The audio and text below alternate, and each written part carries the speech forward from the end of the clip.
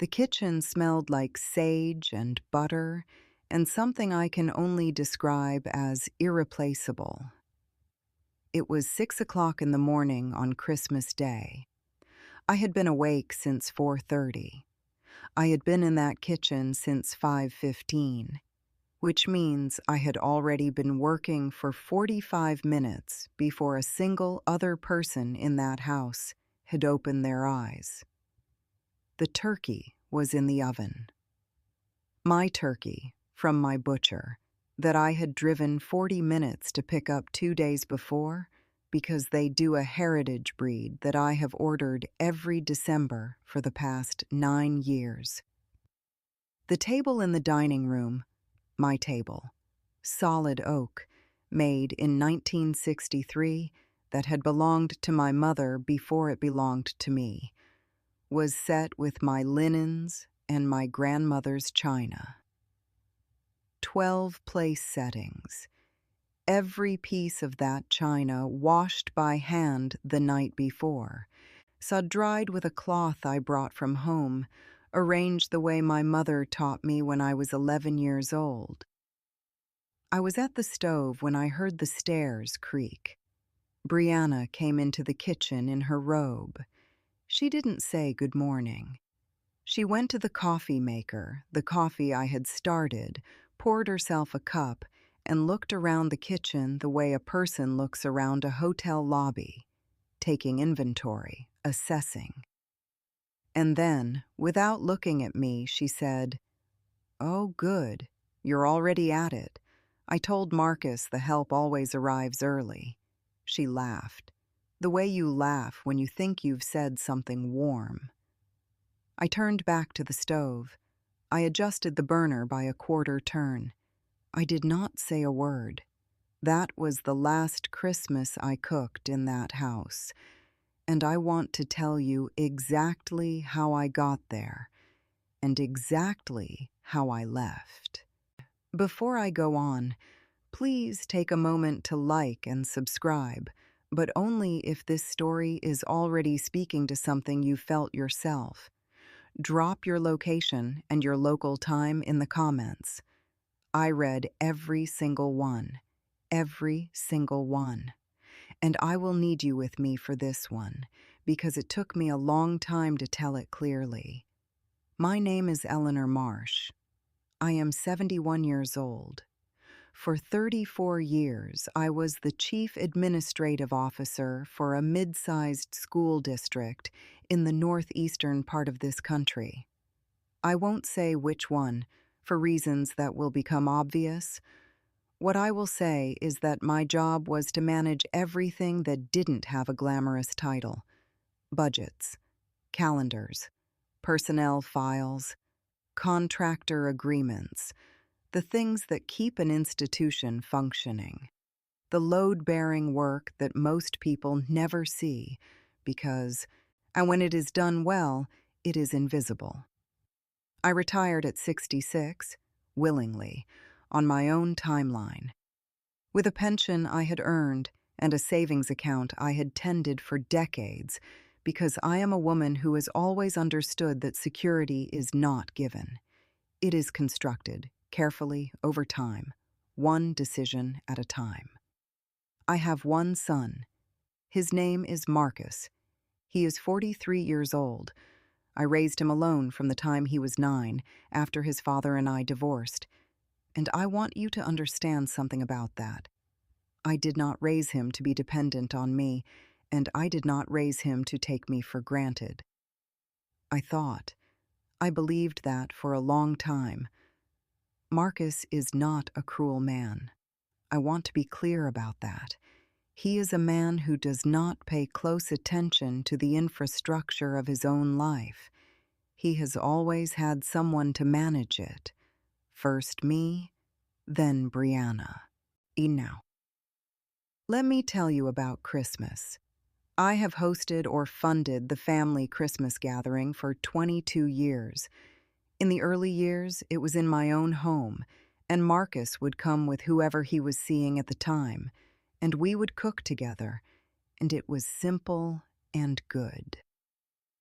Turkey, stuffing, The cranberry relish from the recipe my mother clipped from a magazine in 1974.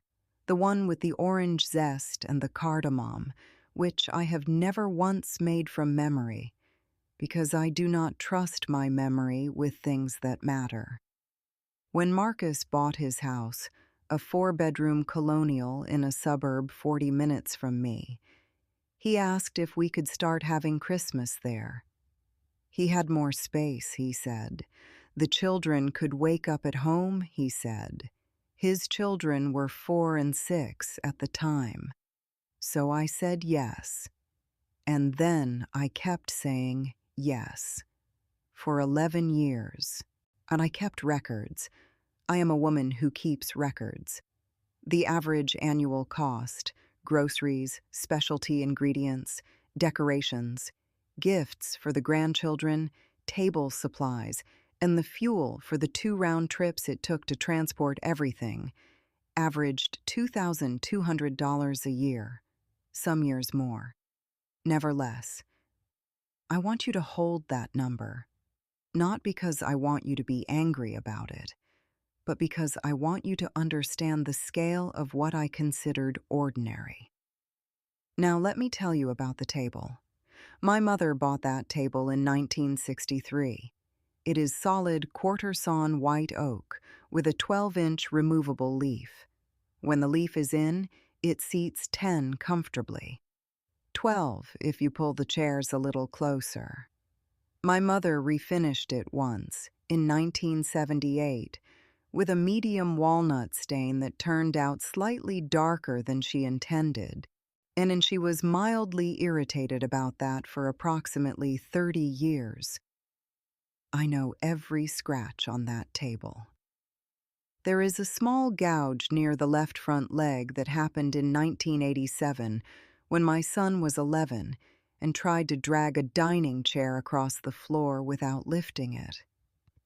There is a faint ring near the center, where someone set a candle directly on the wood at a Thanksgiving sometime in the mid-90s.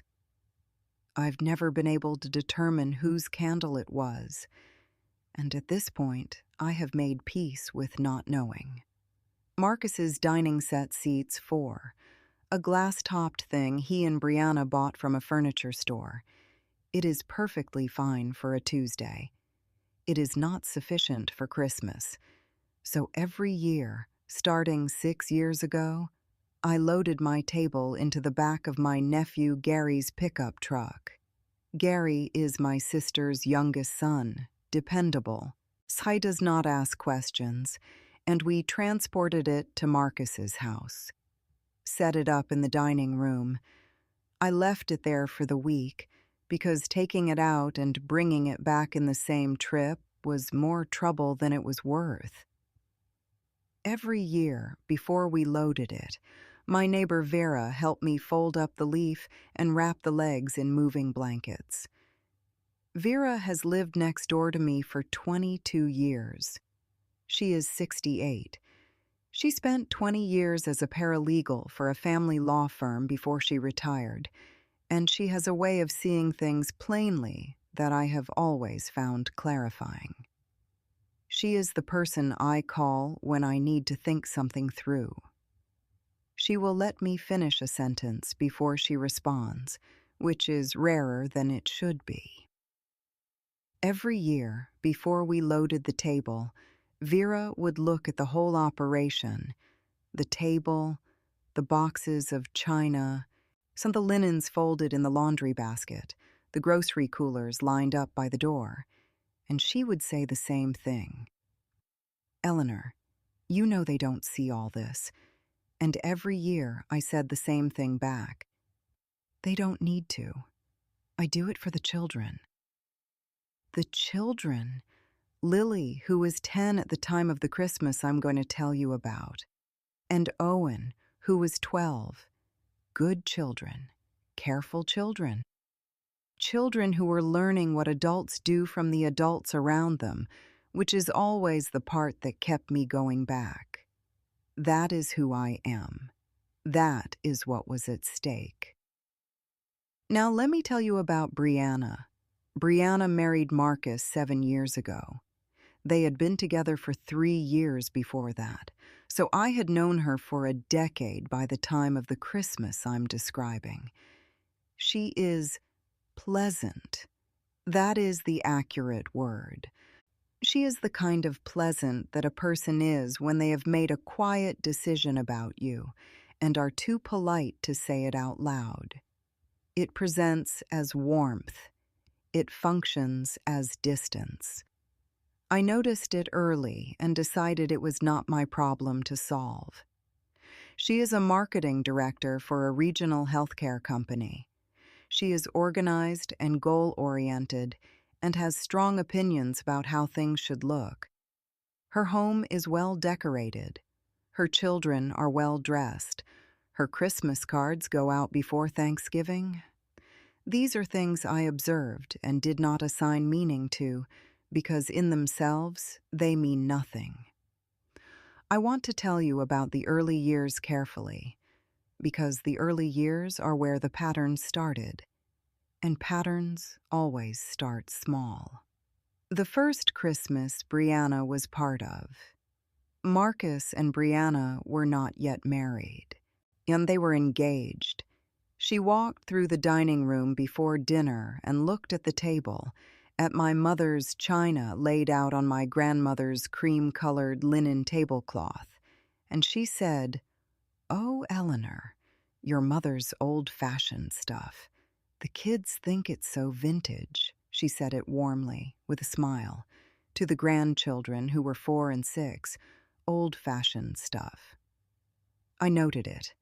I did not respond to it. I went back to the kitchen.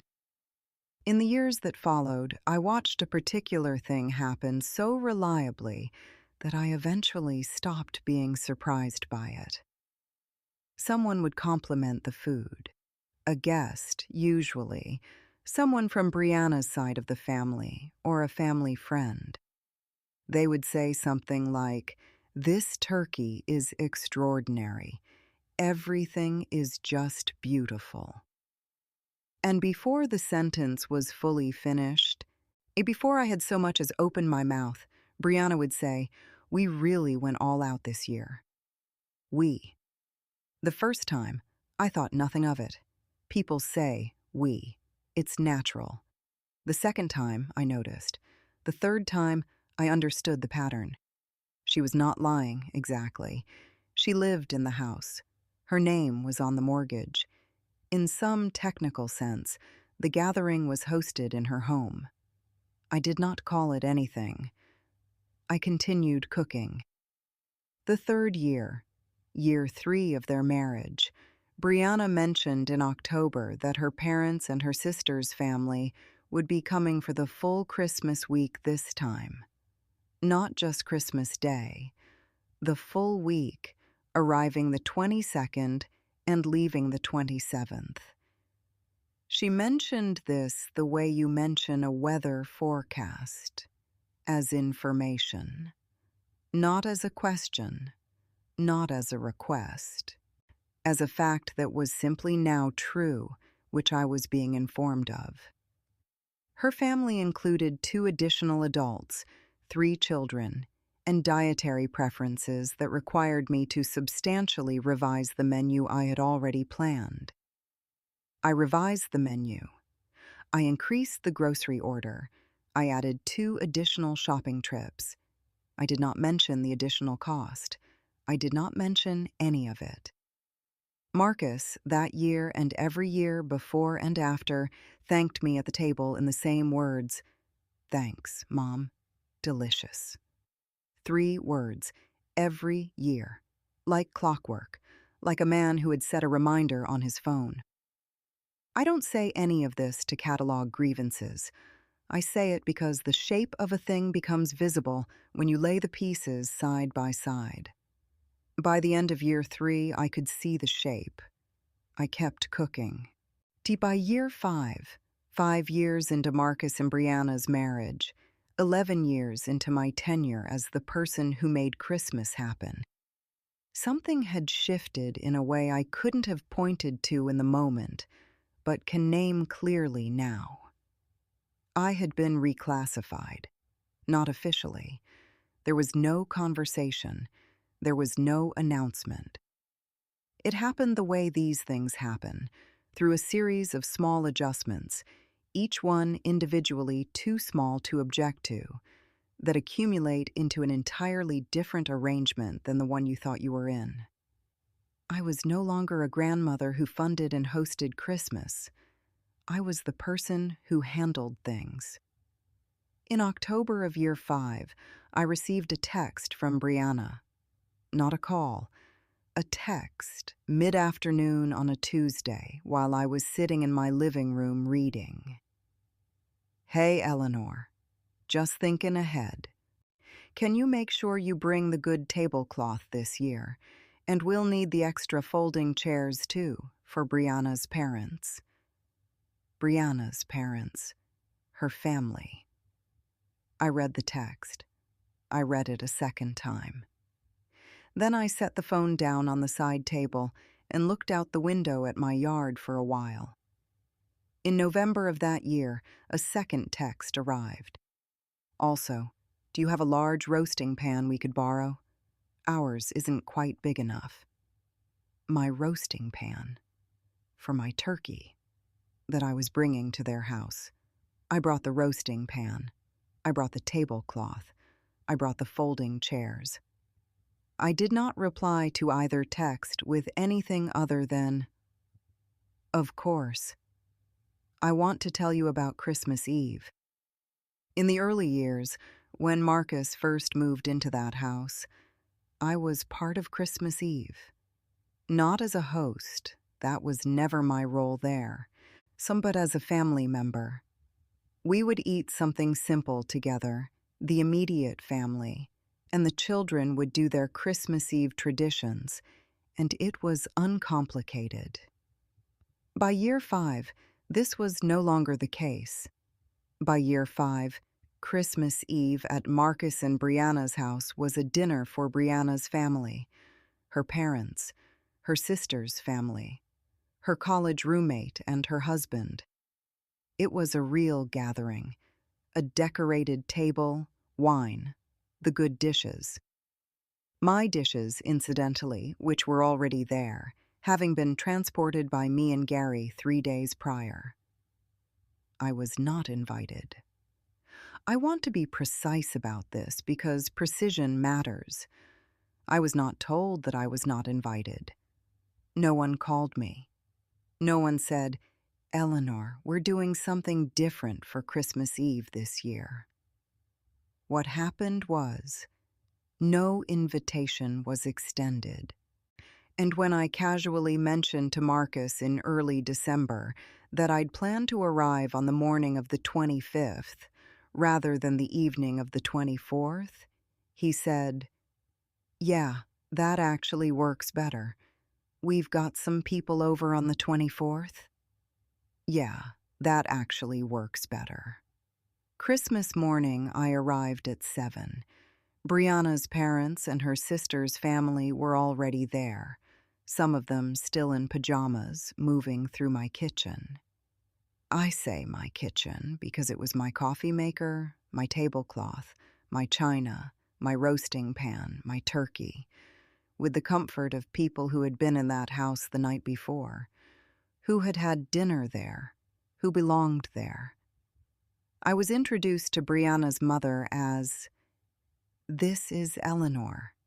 She does all our cooking." She does all our cooking. Brianna's mother shook my hand and said, "Oh, how wonderful. Oh, what a help you must be." Her name was Doris. She had kind eyes. She did not mean anything by it. She was simply repeating back the information she had been given. I said, "It's a pleasure." And I went back to the kitchen.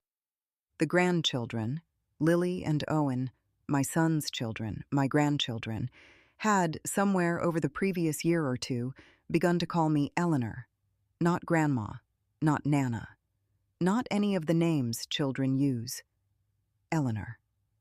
I noticed the first time it happened. I did not say anything. I told myself it was a phase, that children try things out, that it didn't mean what I was afraid it meant. But then I noticed Brianna's mother, Doris, was Grandma. Doris, who I watched sit in the living room from 9 in the morning until 3 in the afternoon, contributing warmly to conversations and contributing nothing to the kitchen, was Grandma. I did not editorialize this to anyone. I am not editorializing it now. I am simply telling you what I observed. In November of year 5, I mentioned the Christmas Eve situation to Vera over coffee. I described it plainly, on the text invitations to Brianna's family, the absence of any invitation to me, the morning arrival, the kitchen position. Vera listened to all of it. Then she set down her cup and she said, "Eleanor, they've made you the caterer." I sat with that for a moment and I said, "I know." I knew. I had known for longer than I was comfortable admitting. And still, I went back. I told myself, the children. I told myself, it's one day. I told myself, it's easier than the alternative. I was a woman who had managed school district budgets and personnel disputes and contractor negotiations for 34 years. But I was not, apparently, very good at managing this. Year 6. I want to walk you through year 6 carefully because year 6 is the year the pattern became visible in a different way. It wasn't new behavior. It was the same behavior, clarified, made plain. It started in November. There was a group text. Marcus, me, Brianna, Marcus's cousin Terrence, who sometimes came for Christmas with his wife, and a family friend named Dale. A group text titled Christmas 2022 Planning. Brianna had started this thread 2 years before. Logistics, mostly. What time to arrive? Who was bringing what? In November of year 6, Brianna sent a message into this thread. Quick note for everyone. Eleanor, when you're done cooking on Christmas Day, could you make sure the kitchen is clean before you leave? Last year, we were exhausted by evening, and the kitchen was a lot. Thanks. I read this message 4 times. I want to describe it to you accurately. It was not addressed to me specifically at first. It was addressed to everyone. And then it pivoted immediately to Eleanor, and the instruction was, make sure the kitchen is clean before you leave, before I leave. As though I were a shift worker clocking out, the thread went quiet. I watched the read receipts populate one by one. Terrence, Dale, Marcus. No one said anything. Marcus did not say anything. I put the phone face down on the kitchen counter and went to wash the few dishes already in my sink, because I am a woman who does not sit still when I am thinking. And I needed to think. 2 days later, I called Marcus. Not to complain. That is not a word I would use. And I called because I thought there had been a misunderstanding, and I wanted to offer Marcus the opportunity to clarify it. I said, Marcus, I saw Brianna's message in the group thread about the kitchen. He said, oh yeah, she just... You know how you are, Mom. You're so organized. She knows you'll do it right. She wasn't trying to put anything on you. It's just easier to ask you because you actually do it. You actually do it. As though the reason to make an assumption is that the assumption has always been correct. I said, I see. He said, is it a problem? I said, no. I'll talk to you soon. And I ended the call. Is it a problem? I sat with that sentence for the rest of the afternoon. Is it a problem? As though the most important variable in the equation was my willingness to absorb it. Now, let me tell you about Christmas Day that year, because Christmas Day that year is where I need you to pay attention. The meal went the way it always went. I arrived at 7. I cooked. The table, my table, which Gary and I had brought over 2 days before, was laid with my linens and my china. Brianna's family arrived at noon and settled in the living room. The children opened gifts. The adults talked. The kitchen was mine. At 2 o'clock, dinner was served. 20 people at my table, eating food I had spent 6 weeks planning and 2 days executing. Brianna's mother, Doris, had brought a pie, a store-bought pie in a plastic clamshell container from the grocery store bakery. Pumpkin. It was placed on the dessert table next to the 3 pies I had made from scratch. The pecan, the apple with the lattice crust, and in the buttermilk chess pie that takes 45 minutes of active stovetop work before it ever sees the oven. At dinner, Brianna raised a glass. She thanked her parents for coming. She thanked Marcus for being such a wonderful host. She said, "And Mom, thank you so much for the pie. Everyone loves it." Doris smiled and said, "Oh, it was nothing." It was, in fact, nothing. That was the precise and accurate description of what it was. I was in the kitchen at the time, plating the desserts. I am not telling you this so that you will be angry on my behalf. I am telling you because the dessert table is where I finally understood something I should have understood sooner. Doris's store-bought pie and my 3 handmade pies were sitting on the same table. They were being offered to the same guests. They had received, functionally, the same acknowledgement, which is to say, none for mine, and warm public thanks for hers. Contribution and effort had been decoupled. What you brought did not matter. What mattered was who you were in the room. Doris was Grandma. She was a guest. She was family. I was Eleanor. I was the kitchen. That evening, after everyone had gone, after I had cleaned the kitchen, because of course I cleaned the kitchen, I drove home in the dark. I called Vera when I got in. I didn't say anything dramatic. I didn't cry. I simply said, "Vera, I think I've been making a mistake for a long time." Vera said, "I know you have. The question is what you're going to do about it." I said I didn't know yet. And that was the truth. I need to pause here for a moment. I want to ask you something, and I want you to answer honestly. In the comments, or just to yourself right now. Have you ever worked this hard, this carefully, this consistently, this invisibly, for people who never once stopped to ask what it cost you? Not the money. The other cost. The one that doesn't have a number. Tell me in the comments. I want to know I'm not the only one. December 23rd. Gary and I loaded the table at 8 in the morning, moving blankets on the legs, the leaf wrapped separately in a furniture pad I bought years ago for exactly this purpose. The china was already packed in the sectioned boxes I keep on the high shelf in my basement closet. The linens were ironed and folded the night before. We drove to Marcus's house. We unloaded. We set everything up. Gary stayed for a cup of coffee, and then he went home to his own family. I spent the rest of the afternoon prepping. Stock made from the turkey neck and giblets, the cranberry relish, the pie crusts wrapped and resting in the refrigerator. I slept in the guest room that night, which was, by then, my established role. Not an early Christmas guest, but overnight staff. December 24th. Brianna's family arrived at 4.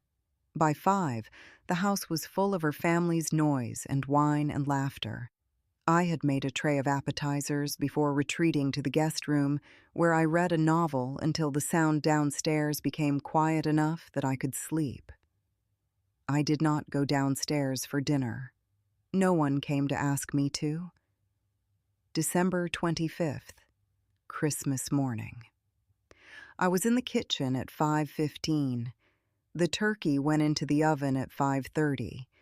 Heritage breed, 14 pounds, dry brined since the 22nd, rubbed with the compound butter I had made 2 nights before, tarragon, lemon zest, black pepper.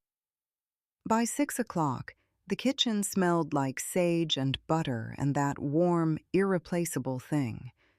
The coffee was made. The stock was on the back burner, low. The pie crusts were resting on the counter, coming to room temperature before they went in. At 6:12, I remember this precisely because I had just checked the oven temperature, I heard the stairs creak. Brianna came into the kitchen in her robe, gray chenille.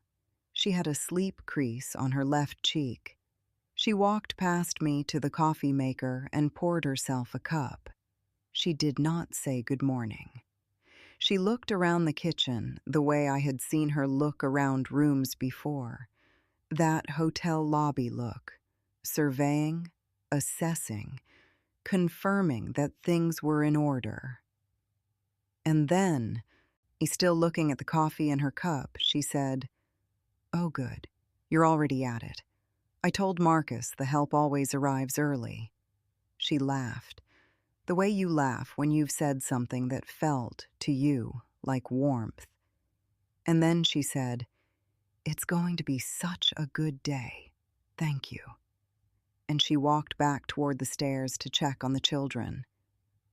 I want you to understand what that moment contained. I had been awake since 4:30.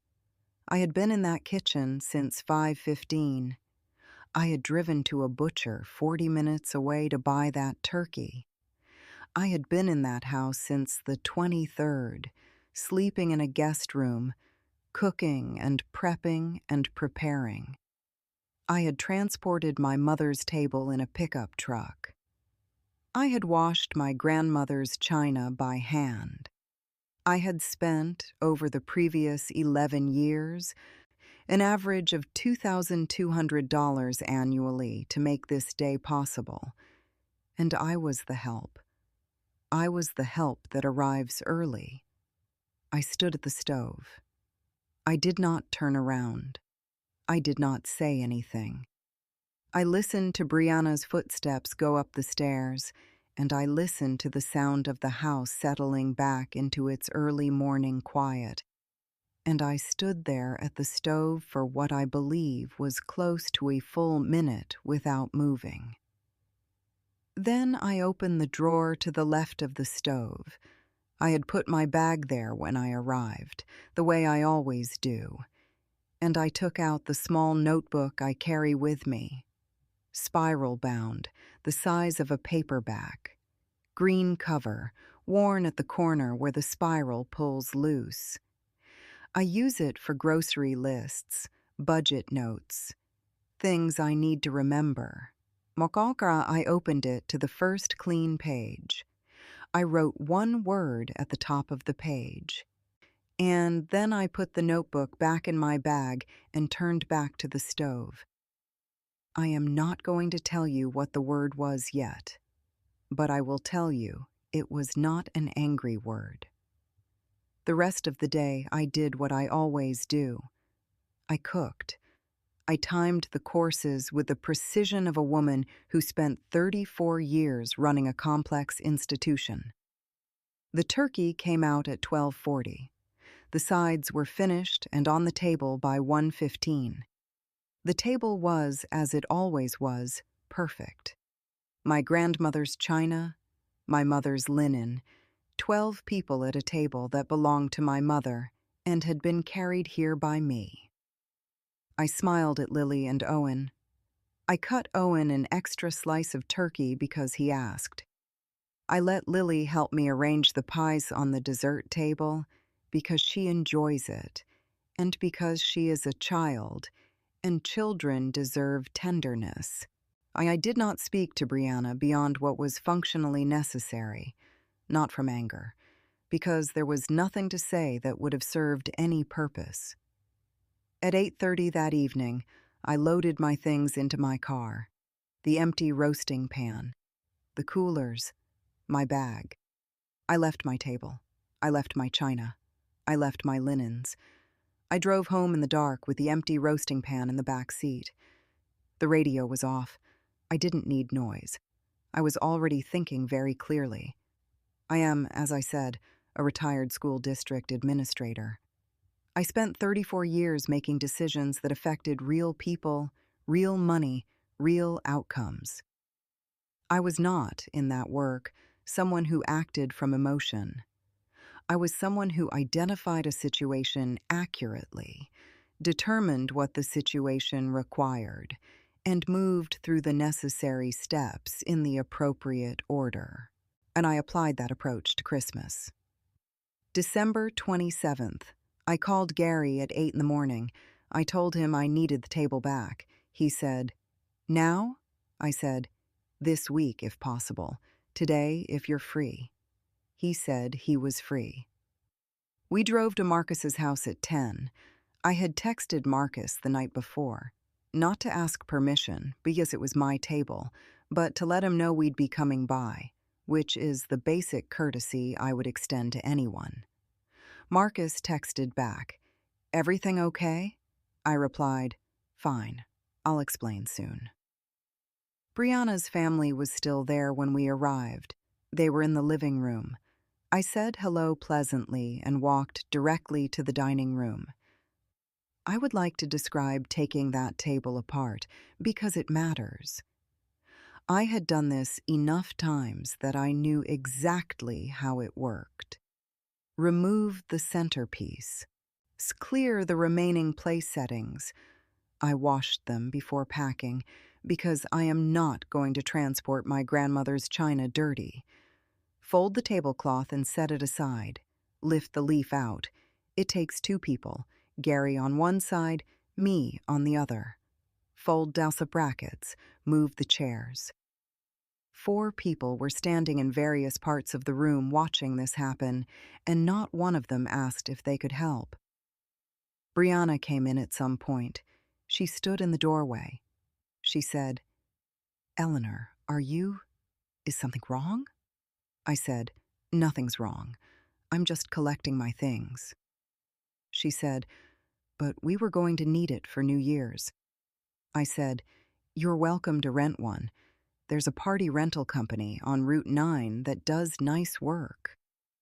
And I kept wrapping the legs in moving blankets. Gary and I drove home. We brought the table in, and I directed him exactly where I wanted it, in the dining room, centered under the light fixture, where it had been for 15 years before I started transporting it every December. He put it down. It landed with the particular solid sound that good furniture makes when it settles into place. That sound of something heavy and well-made meeting a floor it belongs on. I put my hand on the surface, right near the left front leg, near that gouge from 1987. I stood there for a moment. Then I went to make tea. January 4th. I have a savings account that I have maintained since Marcus's father and I divorced. Over the years, as Christmas became a larger and more expensive operation, I had designated a portion of this account as what I thought of as the family fund. Money set aside for Christmas specifically. It was my money in my account, at my bank. I had simply been drawing from it every October to fund a gathering I had come to think of as a family obligation. On January 4th, I moved the balance of that designated portion into a different account, a travel account, as it happens. I had been wanting to take a trip to Portugal for 3 years. I had simply never made it a priority. I made it a priority. January 8th. I called Marcus. This is the call I want to tell you about carefully, because it was not a dramatic call. There was no anger in my voice. There was no accusation. I had thought about what I wanted to say for 2 weeks, which is the appropriate amount of time to think before saying something that will not be unsaid. Marcus answered on the second ring. I could hear the children in the background.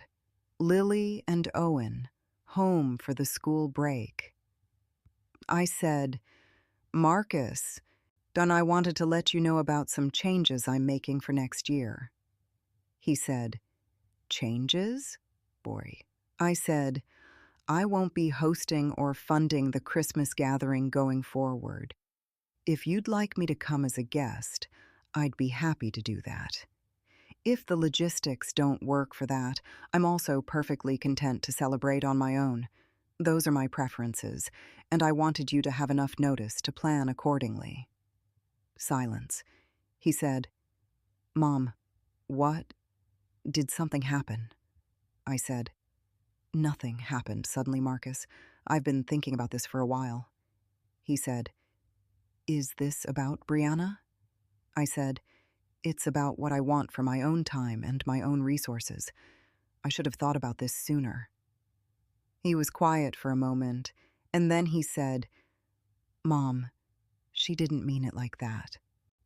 Or that's just how she talks. I said, I understand. He said, You can't just, this is Christmas. The kids expect you. I said, I will see the children. I will always see the children. That's not what we're discussing. What we're discussing is an arrangement that has become something I didn't agree to and no longer want to continue. I think that's a reasonable thing for a person to decide. He said, I don't know what to say. I said, You don't have to say anything right now. I just wanted you to have the information. And then I said I loved him, and I ended the call. I sat in the quiet of my kitchen for a while afterward. The refrigerator hummed. Outside, a car went past. I did not feel triumphant. I want to be clear about that. I felt something quieter than that.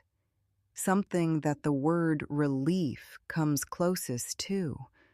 But relief isn't quite it either. I felt accurate, like a budget that had finally been reconciled, like a number that had been wrong for years and had finally been corrected. November of the following year, a text arrived. Brianna, 11:15 in the morning, mid-November. Hey, just getting organized for Christmas. Do you know yet if you'll be bringing the table and the tablecloth if you have it? I read this text. I read it twice. I typed 3 sentences. I thought about them. Then I reduced it to 2. I won't be bringing the table this year. Have a lovely holiday. I pressed send. Then I put the phone in my bag and went to my 11:30 appointment, which was a haircut, and it was excellent. I do not know exactly what happened in that house on Christmas Day of that year. I was not there. What I know is what Marcus told me. It's in pieces over the following months. I know that Brianna looked into table rentals. I know the one she found was round, seats 8, and was delivered on Christmas Eve by a company that required a 4-hour window and arrived at the edge of that window. I know that she ordered catering from a restaurant she'd read about. I know the catering arrived at 1:15, which is 45 minutes after they had planned to eat. I know the turkey was not a heritage breed. I know there was no cranberry relish with orange zest and cardamom. I know the children asked about it. Specifically, Owen asked where the real food was, which is not a kind thing to say, but is the accurate thing. And he is 12, and 12-year-olds say accurate things. I know no one's grandmother's china was on the table. I know it was fine. It was probably fine. And people eat late. Catered food is fine. A round table that seats 8 is fine. But it was not the same. And the not the same is not a punishment I arranged. It is simply reality, absent what I had been providing. Now, let me tell you what I did that Christmas. Vera came over at 9 in the morning with a bottle of champagne and a wheel of brie. She brought her reading glasses and the novel she had been working through all fall. We sat at my table, my mother's table, with the scratch near the left leg, and we drank coffee first, and then, later, champagne, and we talked the way women talk when they have known each other for 22 years and have nothing to perform for each other. I made a small roast chicken, a 3-pound bird with lemon and thyme, and a little white wine in the pan. It took 40 minutes. I did not brine it, and I did not make stock the night before. I did not iron a tablecloth or wash china or drive to a specialty butcher. I used my grandmother's china because I wanted to, because it is beautiful and it is mine, and it belongs on a table where it is welcome. I had shipped gifts to Lily and Owen the week before. Good gifts, chosen carefully, wrapped with the care I always bring to it. A book for Lily, who had been reading obsessively since September, and a model kit for Owen, a detailed one, because he has his grandfather's patience for things that require precision.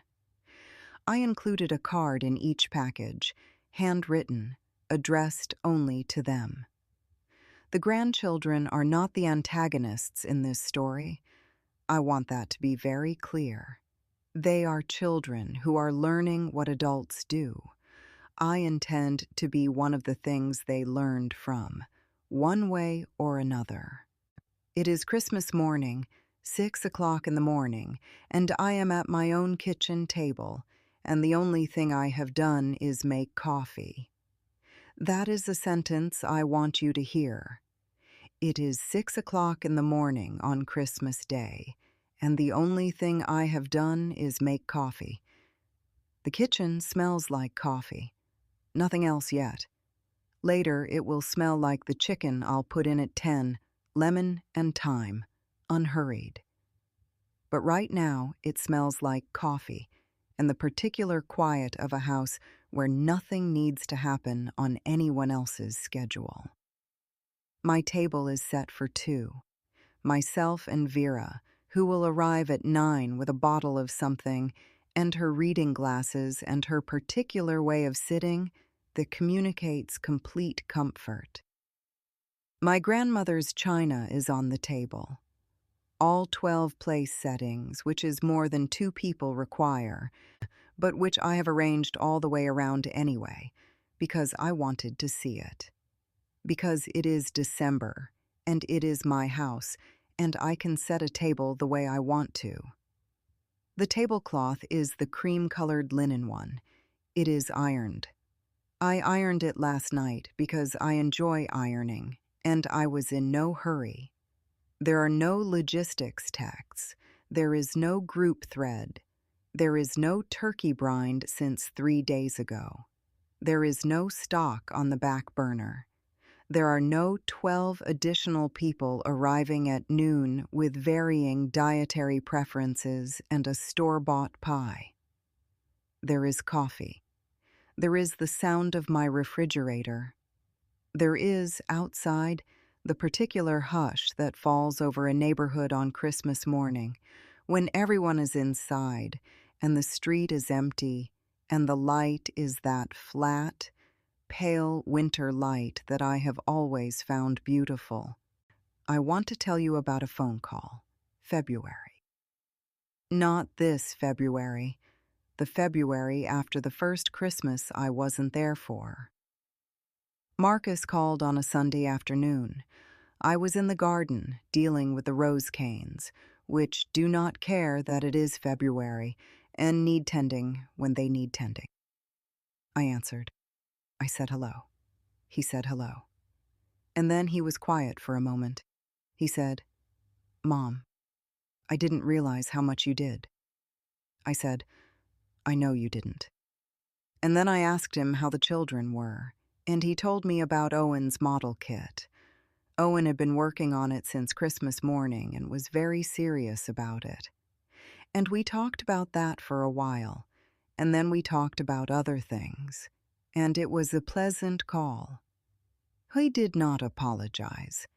I did not ask him to. What he offered was recognition, which is its own thing, smaller than an apology and more honest in some ways, because he was not performing remorse. He was simply acknowledging that something had existed which he had not seen. I know you didn't. That is all I said. I didn't say. I tried to tell you. I didn't say, "Do you understand what it cost?" I didn't say any of the things that would have been, in the moment, satisfying to say, and, in the long run, pointless to have said. I said, "I know you didn't." And I changed the subject, because the past doesn't need my management anymore. It happened the way it happened. What I can manage is this kitchen and this table and this morning and the coffee in this cup. This table. I have been sitting at this table since I was a child. My mother bought it in 1963 when I was 8 years old. So I sat at it for every important meal of my childhood, every birthday, every holiday, every Sunday dinner, every conversation that needed a table to happen around. I know the scratch near the left front leg. I can find it in the dark. I don't need to look for it. That table spent 6 years being transported in a pickup truck to a house where no one knew its history, where it was adequate, where it was, functionally, furniture. It is not furniture. It is my mother's table. It is my table. It belongs in this room, under this light, with these plates on it, and this coffee in the air, and the morning outside going quietly about its business. I am 71 years old. I spent 34 years building and managing the infrastructure of a school district, and I spent 11 years building and managing the infrastructure of a Christmas that was not mine. I do not regret the 11 years. I was doing what I thought was right, for reasons that were real: the children, the family, the continuity of a tradition I cared about. Those reasons were real. But I had confused being present with being useful, and being useful with being seen, and being seen with belonging. And those are 3 very different things. The moment I stopped making myself useful to people who saw me as staff was the moment I remembered I was the host, and I had never needed their house to prove it. If this story stayed with you, leave a comment. You don't have to use real names. You don't have to tell the whole story. Sometimes just writing it down is the thing you needed to do. I read everything you leave here. Every location, every time, every single comment. There's another story waiting for you in the description. I'll see you there.